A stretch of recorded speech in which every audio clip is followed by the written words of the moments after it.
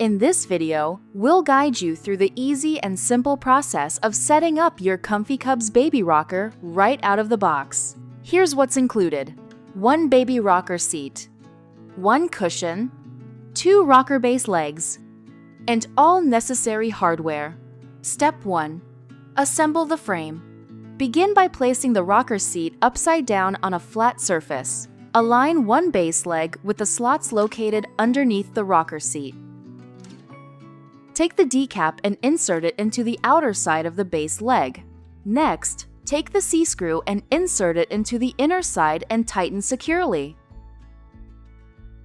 Then, insert the second C-screw into the bottom side of the base leg and place the D-cap into the top side. Tighten securely using the L-wrench.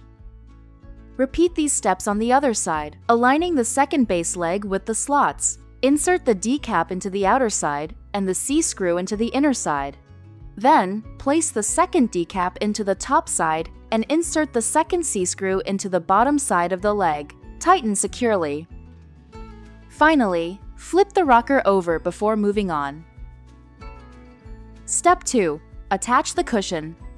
Place the cushion onto the rocker seat and secure it using the Velcro attachments. Make sure the cushion is aligned evenly and fully attached to the seat. Finally, check to make sure everything feels stable and evenly balanced. Your Comfy Cubs baby rocker is now ready for use. Always supervise your child while using the rocker, and regularly check that all hardware remains securely tightened. Place your baby into the rocker seat and fasten the safety belt on both the left and right sides.